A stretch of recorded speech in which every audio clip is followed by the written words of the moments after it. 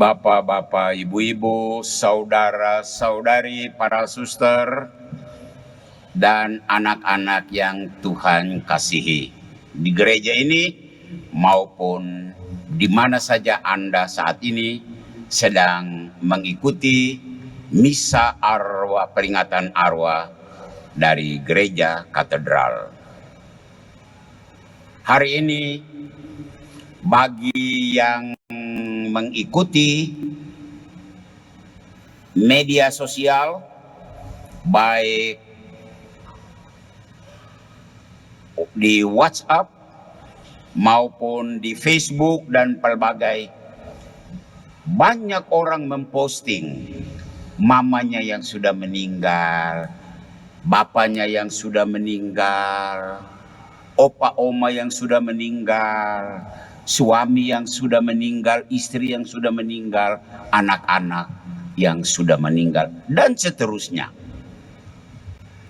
Itu sebuah tanda bagus bahwa kita masih sayang orang-orang yang kita cintai.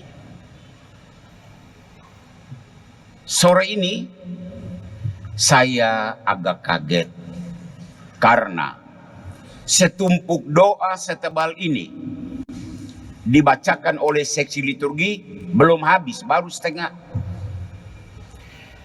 Di sakristi tumpukan besar. Coba Bapak Koster bawa ke depan yang belum dibacakan. Dan sebentar kita akan berdoa untuk wujud-wujud itu.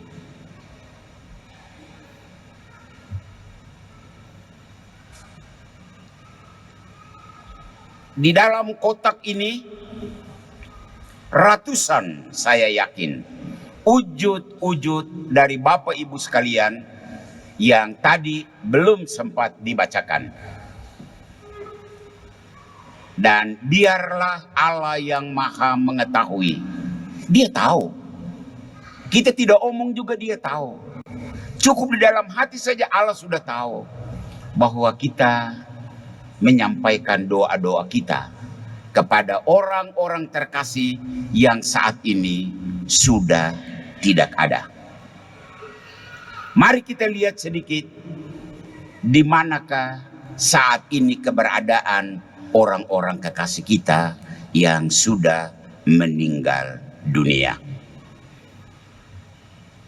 Gereja Katolik dalam hal ini magisterium mengajarkan, tentu atas dasar telaah kitab suci, telaah biblis, bahwa sesudah kematian nyawa terlepas dari badan.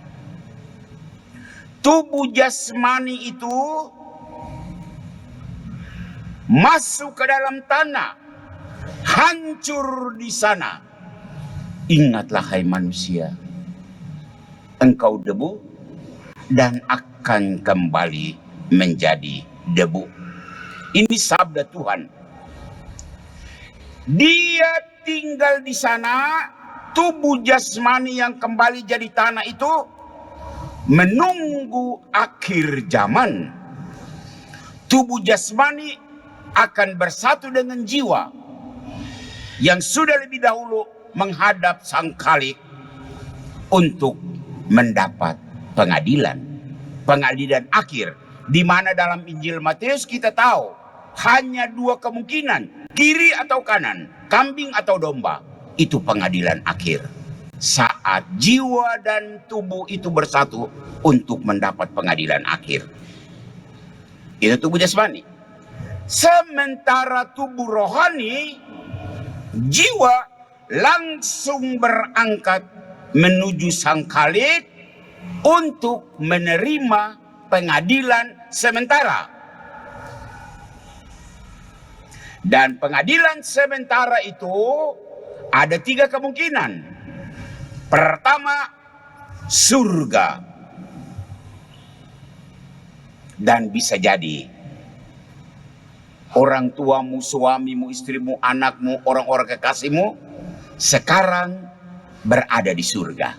Itu yang kita doakan kemarin. dalam hari raya semua orang kudus. Itu kemungkinan pertama. Kemungkinan kedua, neraka. Karena selama hidupnya dia menolak Tuhan Allah. Mohon catat baik-baik, bukan Tuhan Allah menolak kita. Kita menolak Tuhan Allah. Maka tempatnya adalah neraka. Itu kasihan sekali dan amat sangat disayangkan kalau itu terjadi. Nah, kemungkinan yang ketiga, itulah tempat penantian. Dia masuk surga. Tidak bisa kan ada dosa. Walaupun kecil tapi ada dosa. Dia mau masuk neraka juga tidak bisa lah. Masa dosa kecil begini saja mau masuk neraka? Disinilah tempat di mana orang Katolik, gereja Katolik percaya akan purgatorium, api pencucian. Nah, di sini saudara-saudara kita dari gereja Protestan, mereka tidak percaya itu. Orang mati ya mati, selesai. Kita juga tidak perlu berdoa untuk orang yang sudah mati toh, kan sudah selesai. Begitukah? Nah, gereja Katolik mau menegaskan, dan saya sore malam ini ingin mengatakan kepada umat bahwa praktek mendoakan orang yang sudah meninggal itu tidak bertentangan dengan kitab suci.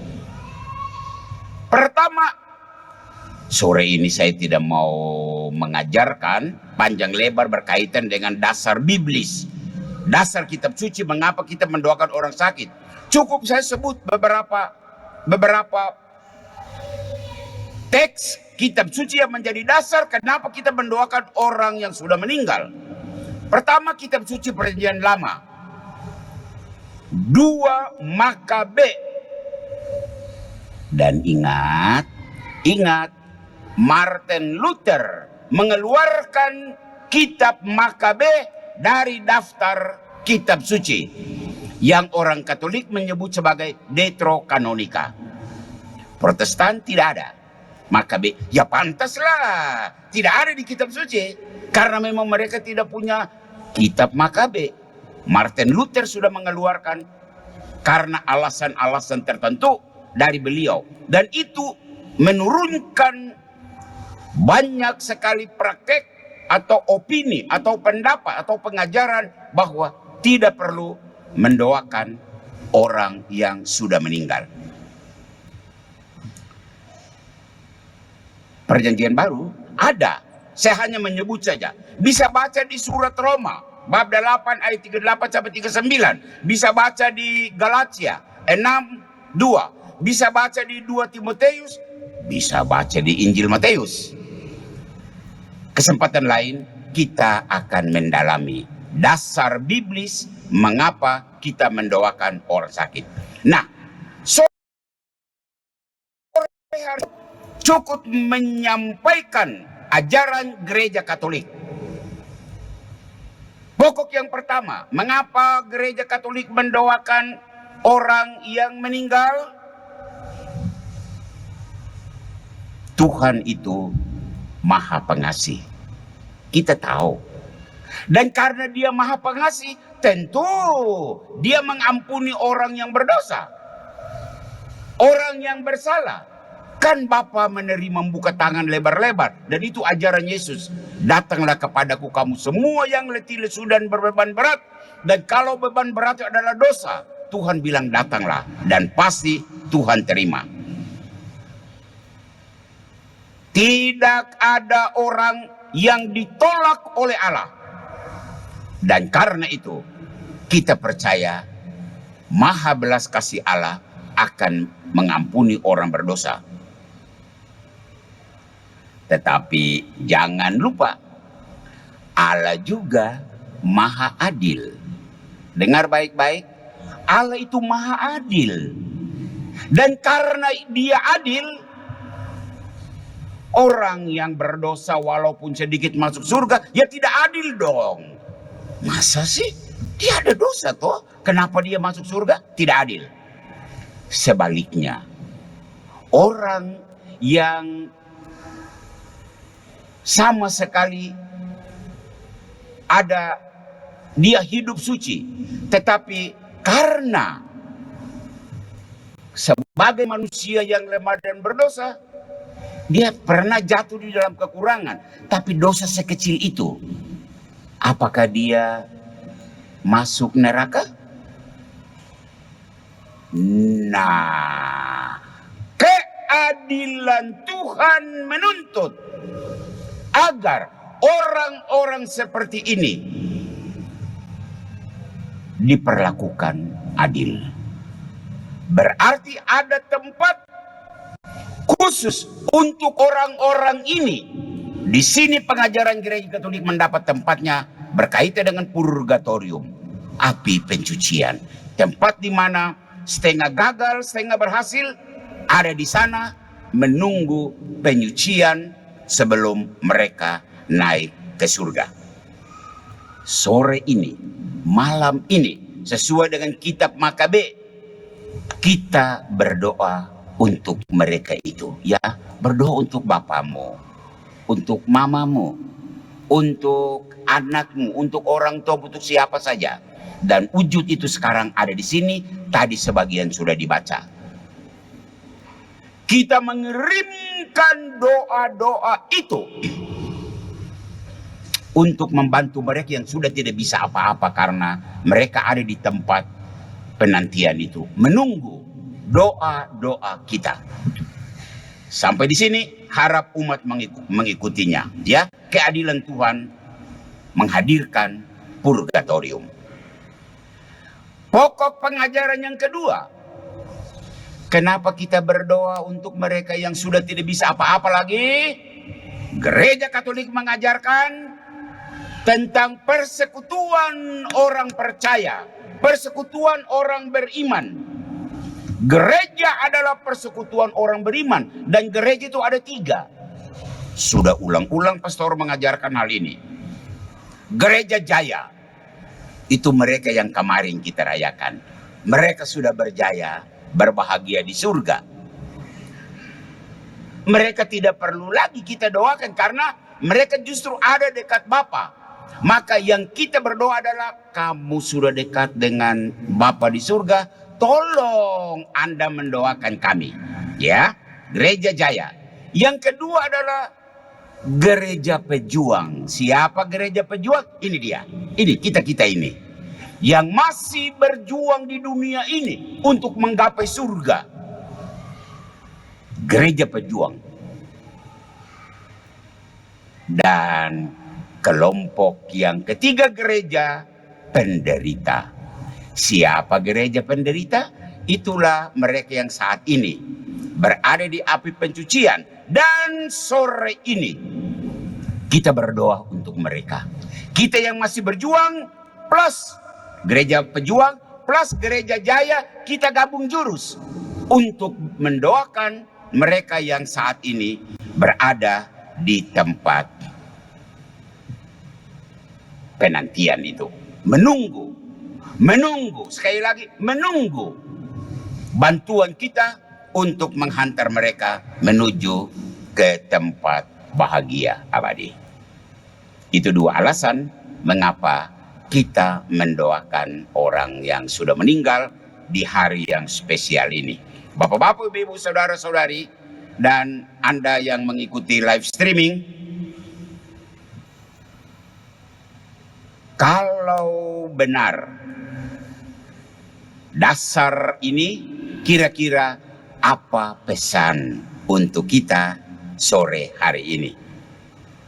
Saya punya 1, 2, 3 pesan. Pesan yang pertama, kalau pasti bahwa Anda akan meninggal, maka jangan berlaku seolah-olah dunia ini abadi. Saya ulangi, Kalau kau tahu bahwa nanti kau mati, kalau kau tahu bahwa kau akan meninggal, jangan kau hidup seakan-akan engkau tidak mati. Maka bagi yang cari harta sebanyak-banyaknya dengan segala macam cara, termasuk cara kurang ajar, bagi mereka yang mencari posisi pangkat kedudukan dengan cara-cara lebih yang kurang ajar, kau ingat, kau catat bahwa saat engkau menutup mata dan tangan di dada, tidak satu pun hartamu dan tidak satu pun pangkatmu engkau bawa untuk menghadap Sang Kali. Catat pesan yang pertama ini. Pesan yang kedua, bersiap-siaplah selagi kita masih punya waktu. Saat ini engkau bisa tentukan tempatmu. Oh, saya nanti di surga. Silakan kau tentukan. Saat ini saya pikir-pikir, mungkin saya yang setengah sukses, setengah gagal itu. Mungkin nanti saya mati, saya di api pencucian. Tadi saya mendengar itu, ya mungkin kebetulan kah saya dengar orang kei terlalu banyak tadi didoakan. Jadi saya pikir mungkin orang kei banyak ada di api pencucian kah. Tapi itu kita serahkan lagi kepada Bapa di surga. Yang mengetahui engkau punya posisi apa surga, neraka atau api pencucian adalah kau sendiri. Suamimu tidak tahu, istrimu tidak tahu, anakmu tidak tahu, orang tuamu tidak tahu, pastor juga tidak tahu. Itu pesan yang kedua. Pesan yang ketiga, pesan yang terakhir, bagi anggota keluarga yang sudah tiada, kalau mereka di surga, kita mohon mereka mendoakan kita, ya. Mereka adalah para kudus yang dapat mendoakan kita. Kalau mereka di neraka, ya selesai, tidak usah bicara banyak lagi. Arya, selesai. Tetapi kalau mereka di tempat penantian, inilah hari, momen di mana kita mengirimkan doa untuk mereka.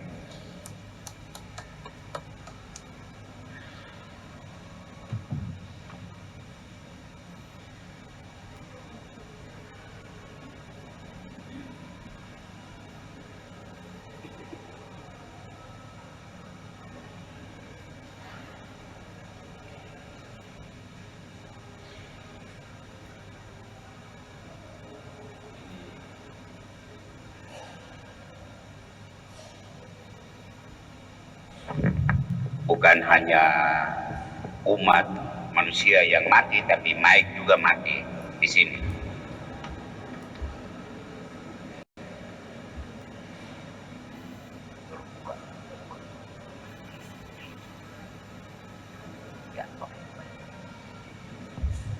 Silakan berdiri, doa umat, karena hari ini hari khusus bagi orang tua kita, anak kita, orang kekasih kita yang sudah meninggal. Maka saya tidak akan membacakan ratusan kertas yang ada di dalam ini, tapi saya akan menyebut saja beberapa. Dan kita percaya Bapa di surga sudah membaca semuanya. Dia melihat hati kita, dia melihat saat kita menulis ini, dan saat ini pastor akan berdoa secara umum dan membakar beberapa sebagai tanda bahwa doa-doa kita sudah disampaikan. Sisanya sebentar sesudah misa, pastor akan membakarnya di depan Bunda yang selalu mendoakan kita dari hari ke hari.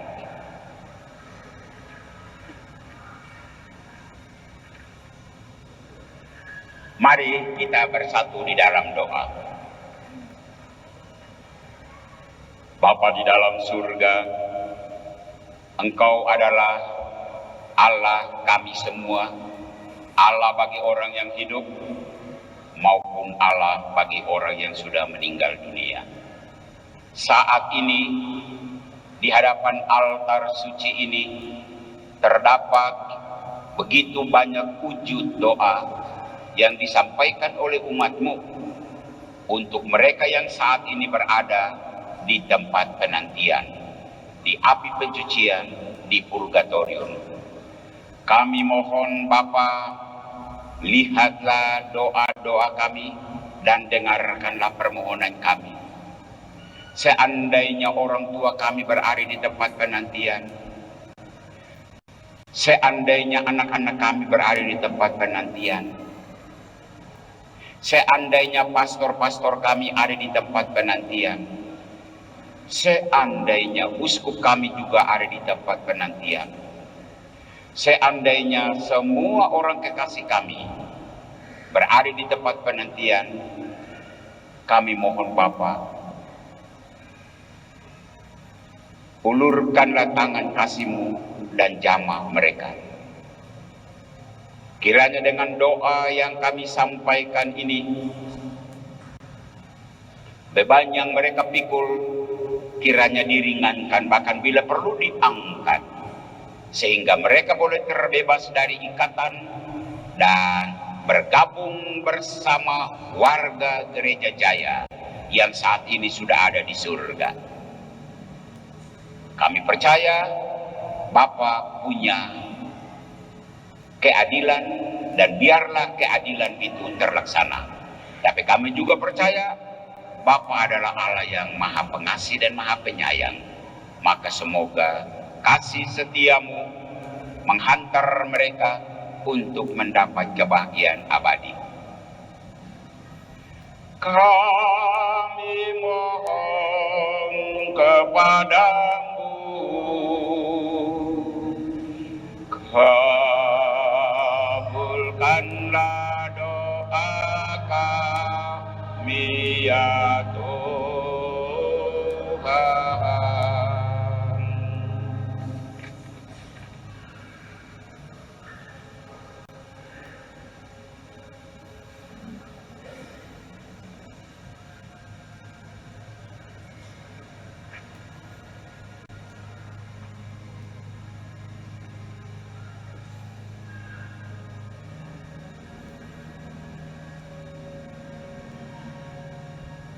Bapa di surga, dengan terbakarnya wujud-wujud doa ini, semoga terbakar pula segala salah dan dosa yang ada di dalam diri saudara-saudara kami orang-orang kekasih yang saat ini masih berada di tempat penantian. Kami mohon kepadamu, kabulkanlah doa kami ya Tuhan. Demikianlah segala doa permohonan yang kami sampaikan pada kesempatan ini. Semoga doa-doa kami dikabulkan karena jasa Putra Yesus Kristus, Dialah Tuhan dan pengantara kami kini dan sepanjang masa. Amin. Silakan duduk, kita siapkan diri untuk persembahan.